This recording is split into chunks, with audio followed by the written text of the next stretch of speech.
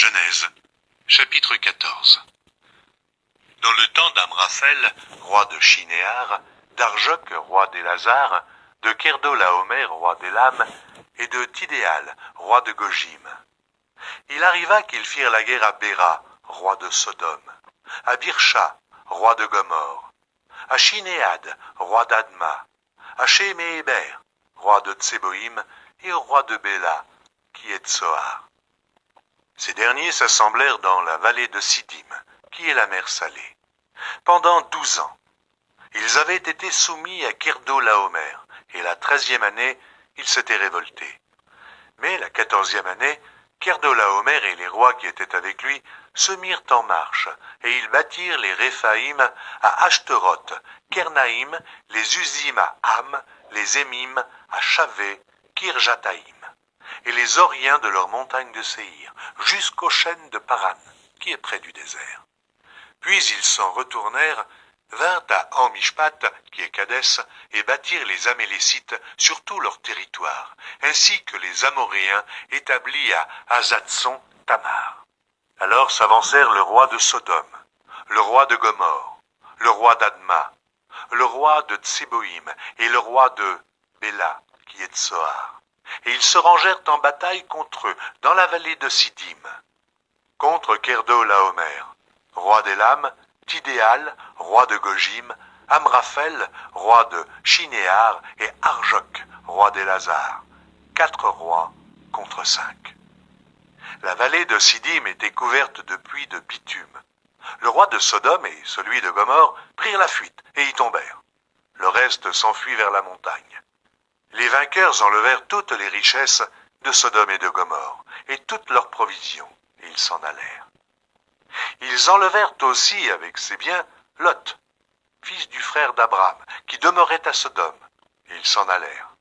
Un fuyard vint l'annoncer à Abram, l'Hébreu. Celui-ci habitait parmi les chênes de Mamré. L'Amoréen, frère d'Eshcol et frère d'Aner, qui avait fait alliance avec Abram. Dès qu'Abram eut appris que son frère avait été fait prisonnier, il arma 318 de ses plus braves serviteurs, nés dans sa maison, et il poursuivit les rois jusqu'à Dan. Il divisa sa troupe pour les attaquer de nuit, lui et ses serviteurs. Il les battit et les poursuivit jusqu'à Shoba, qui est à la gauche de Damas. Il ramena toutes les richesses. Il ramena aussi Lot, son frère, avec ses biens, ainsi que les femmes et le peuple. Après qu'Abram fut revenu vainqueur de Kerdolaomer et des rois qui étaient avec lui, le roi de Sodome sortit à sa rencontre dans la vallée de Chavé, qui est la vallée du roi. Melchisédek, roi de Salem, fit apporter du pain et du vin. Il était sacrificateur du Dieu Très-Haut. Il bénit Abram et dit : « Béni soit Abram par le Dieu Très-Haut, maître du ciel et de la terre. Béni soit le Dieu Très-Haut qui a livré tes ennemis entre tes mains. » Et Abram lui donna la dîme de tout. Le roi de Sodome dit à Abram : « Donne-moi les personnes et prends pour toi les richesses. » Abram répondit au roi de Sodome : « Je lève la main vers l'Éternel, le Dieu Très-Haut, maître du ciel et de la terre. Je ne prendrai rien de tout ce qui est à toi, pas même un fil, ni un cordon de soulier, afin que tu ne dises pas : j'ai enrichi Abram, rien pour moi. Seulement ce qu'ont mangé les jeunes gens, et la part des hommes qui ont marché avec moi, Aner, Eshcol et Mamré, eux, ils prendront leur part. »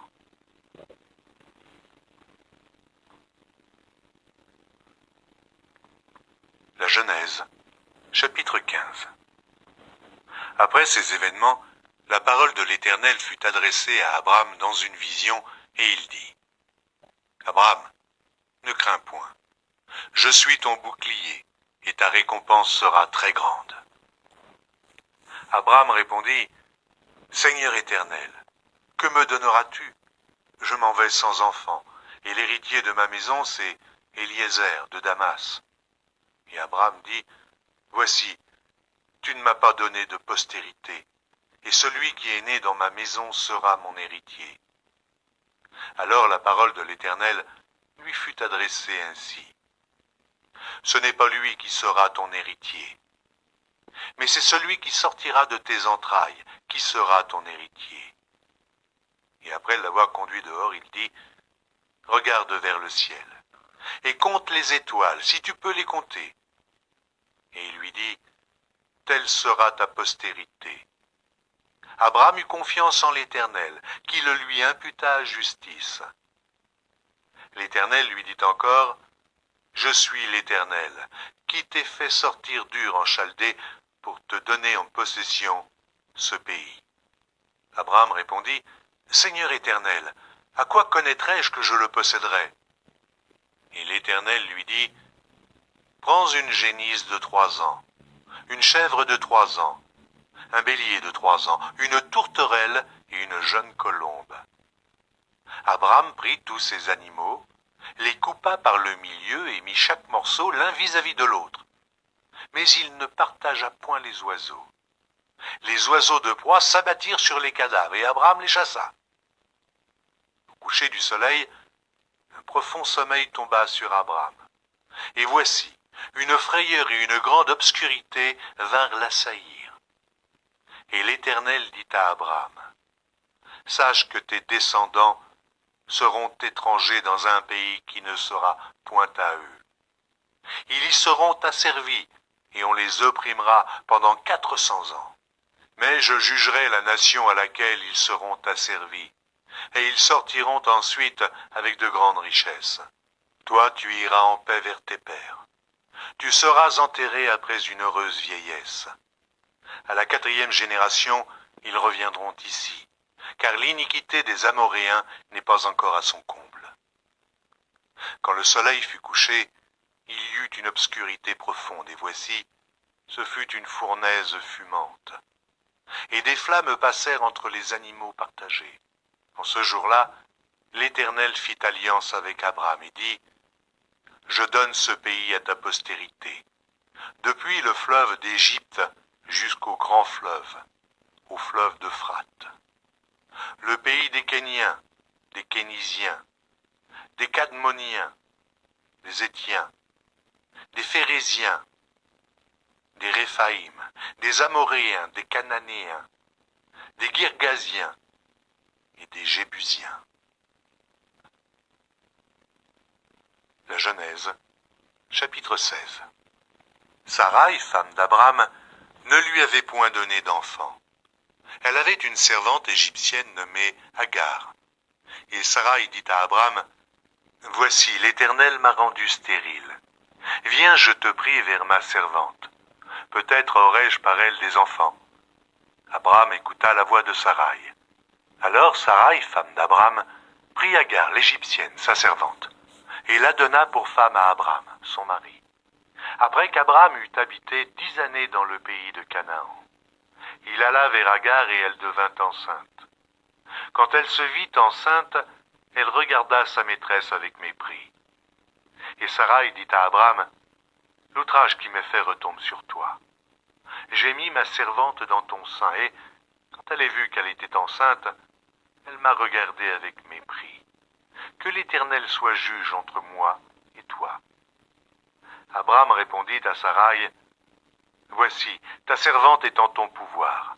Agis à son égard comme tu le trouveras bon. » Alors Sarai la maltraita, et Agar s'enfuit loin d'elle.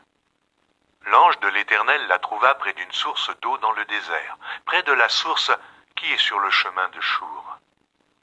Il dit, « Agar, servante de Sarai, d'où viens-tu et où vas-tu » Elle répondit, « Je fuis loin de Sarai, ma maîtresse. » L'ange de l'Éternel lui dit, « Retourne vers ta maîtresse, et humilie-toi sous sa main. » L'ange de l'Éternel lui dit, « Je multiplierai ta postérité, et elle sera si nombreuse qu'on ne pourra la compter. » L'ange de l'Éternel lui dit, « Voici, tu es enceinte, et tu enfanteras un fils à qui tu donneras le nom d'Ismaël, car l'Éternel t'a entendu dans ton affliction. Il sera comme un âne sauvage, sa main sera contre tous, et la main de tous sera contre lui, et il habitera en face de tous ses frères. » Elle appela Ata El-Roy, le nom de l'Éternel qui lui avait parlé, car il dit, ai-je rien vu ici, après qu'il m'a vu? C'est pourquoi l'on a appelé ce puits le puits de Lachaïroï. Il est entre Cadès et Bared. Agar enfanta un fils à Abraham, et Abraham donna le nom d'Ismaël au fils qu'Agar lui enfanta.